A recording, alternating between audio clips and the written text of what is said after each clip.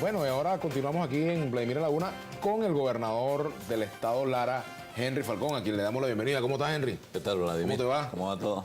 Bueno, aquí todavía haciendo el balance de estas elecciones. Me gustaría que en unos minutos le diéramos un poco el paseo que ustedes tienen con respecto a esto. Hagamos una pequeña evaluación de lo que ha sido este proceso. Mira, ¿Quién ganó y quién perdió? bueno, simplemente es una operación matemática. Quien tenía un número de alcaldías y logró avanzar en cantidad ganó. Y quien tenía tal número de alcaldías y descendió, perdió. Pero- En el caso Ajá. de la Unidad Democrática, Ajá. bueno, yo creo que de 50 alcaldías pasar a casi 100, bueno, sumó, ganó. Ese es un parámetro. Ahora- Hay otro parámetro que es la votación nacional. Bueno, Se pero- planteaba un objetivo Pero si tú para te la oposición, pones- que era el de si te lograr pones- más votos que Maduro para demostrar que no era Dos legítimo. cosas, Vladimir. Uno, el valor cuantitativo en el efecto electoral. Quien obtuvo mayor cantidad de alcaldías fue la Unidad Democrática. Y en lo cualitativo, espacios que anteriormente controlaba el gobierno, bueno, en alcaldías que son relevantes para el país, Barquisimeto, Mérida, Valencia, Maracaibo, bueno, San Cristóbal, son alcaldías con peso propio. En el caso de Lara particularmente, bueno, solamente en Lara 3 alcaldías, pero con un valor poblacional del 75% de los habitantes del estado. Cabudare, Barquisimeto, Quibor, y 2 alcaldías con una diferencia de apenas 200, 250 votos que están en discusión y que nosotros estamos impugnando. Pero más allá de eso, si nos vamos a ese referencial al que tú señalas, bueno, vamos al 2008, pues. ¿Cuál era la votación que obtenía el partido de gobierno en aquel momento? Y vamos a ver si eso ha venido creciendo o por el contrario ha venido descendiendo. Hagamos una revisión del histórico, del comportamiento de los procesos electorales y vamos a ver cómo se ha manejado la dinámica y cuál es el crecimiento que han obtenido las organizaciones políticas aliadas al gobierno y las organizaciones políticas aliadas a la unidad. Se trata de eso. Ahora, ¿cómo valoro yo el proceso electoral? Yo creo que en líneas generales es positivo, muy positivo. Ahora, Henry, fíjate, había 3 parámetros para medir esta elección: cantidad de alcaldías, cantidad de votación nacional y calidad de las alcaldías. De esos 3, el gobierno, digamos que tiene 2 valores a su favor. La cantidad de votos, porque la sumatoria de votos del PSUM a sus aliados da mucho más que la cantidad de votos que obtuvo, o da más, pues, obtuvo la oposición con todos sus Que algunas veces matices. los tales aliados no son tan aliados. Ajá. Eso también tienes que tomarlo en consideración. Las grandes contradicciones en cada entidad fueron hermanos para coger palco. ¿Eh? Y yo me voy a 2 valores en todo caso que obtuvo la Unidad Democrática. El valor cuantitativo por número de alcaldías. Vamos a estar claros, el avance de lo que Claro, de lo tenías que se tenía a lo que tiene. Claro, eso es básico, ese es el punto de partida, real. Y lo otro es en lo cualitativo. Bueno, las alcaldías más relevantes hoy día, que estaban en manos del gobierno, están en manos de la Unidad Democrática. Yo siempre pongo, y me sale poner ese ejemplo, el caso Barquisimeto. El caso Barquisimeto hay que de verdad medir el peso que tiene la alcaldía de Iribarren. Estamos hablando de la 4ª alcaldía, el 4º municipio del país. Barquisimeto como ciudad es la 5ª ciudad del país. Pero Iribarren es el 4º municipio del país, hermano.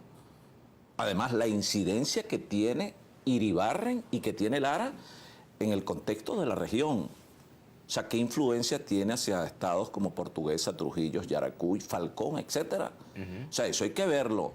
Y además el corredor electoral, todo eso, bueno, además de Iribarren o Barquisimeto, Valencia.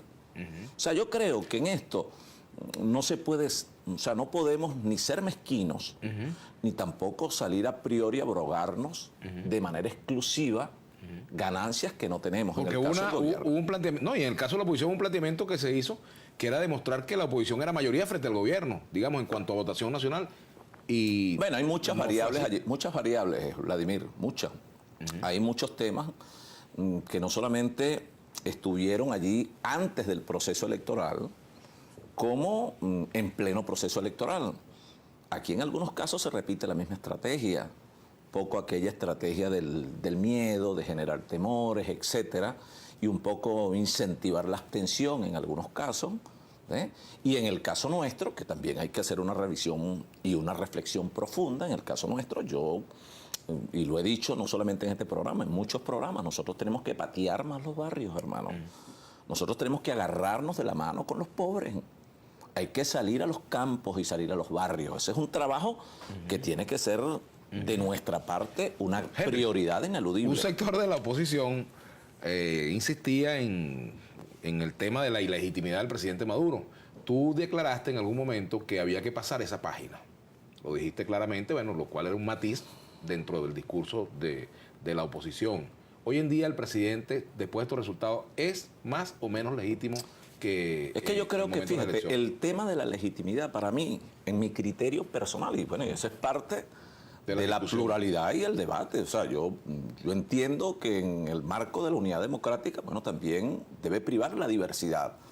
Nosotros criticamos mucho aquello de el pensamiento único. ¿Por qué nos vamos a negar nosotros a también ser diversos en los planteamientos? O sea, a creer que internamente el debate tiene que ser plural, democrático. Entonces yo planteé en su momento que habían temas relevantes para el ciudadano, verdaderamente sustantivos, que teníamos que poner en la palestra. En el debate nacional, el problema, por ejemplo, de la escasez, el problema... Sí, pero antes de irnos para allá, ese punto. Ese punto de la legitimidad. Bueno, pero ¿quién puede hoy negar que está en pleno ejercicio de sus funciones? Y lo han reconocido las instituciones. Y eso no tiene que ser un tema que además nos engancha allí, porque eso no es hoy día, Vladimir, un tema relevante frente a los problemas que tiene el ciudadano que va a los hospitales y no hay medicina, el ciudadano que no consigue cemento. Ahora, pero para que funcione, por ejemplo, un esquema de diálogo nacional, tendría que haber el reconocimiento entre los actores, ¿verdad? Bueno, pero el reconocimiento... Unos a los otros y los otros reconocimiento a los unos. mutuo, pero también tiene que abrirse un espacio a diálogo sincero, objetivo, a un diálogo verdaderamente fundamentado en la verdad, cosa en la cual nosotros creemos. Yo hice un planteamiento hace unos meses atrás de la necesidad de reinstitucionalizar el Estado. ¿Quién no puede creer que eso es necesario hoy en Venezuela?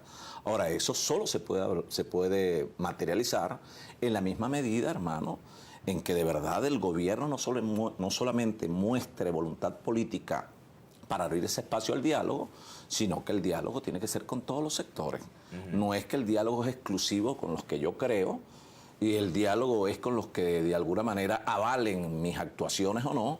El diálogo tiene que darse con los sectores sociales, con el sector productivo, con el sector político, con todos sin excepción, en la búsqueda, bueno, de un entendimiento concertado que nos permita a nosotros abordar los problemas del país, priorizando en la gente y no en nuestro partido. Ahora, Henry, desde el punto de vista de lo que va a pasar en la oposición, la mesa de la unidad democrática, ¿qué debe pasar con la mesa? ¿Cuál debe ser su función de aquí en adelante? ¿Tiene que renovarse los voceros? ¿Qué pasa con el liderazgo dentro de la MUD? Ahora, natural es, lógico y necesario que después de cada proceso electoral haya una reflexión y una revisión. Esa revisión la hacemos nosotros y también la tendrá que hacer el gobierno, seguramente la están haciendo. Ahora, ¿quién desconoce, por ejemplo, el trabajo de Ramón Guillermo Aveledo? Yo no lo voy a desconocer, para nada. Ahora, ese es un debate que nosotros vamos a dar con la mayor amplitud a lo interno para revisar, como te dije, bueno, dónde nosotros hemos podido tener debilidades y dónde tenemos que sumar fortaleza. Eso es natural. Nadie tiene que espantarse por eso. Alguien puede poner dudas en que nosotros tenemos la legitimidad de hacer las revisiones y las reflexiones necesarias Tenemos que en hacer el la marco de pausa, un proceso electoral que acaba de terminar.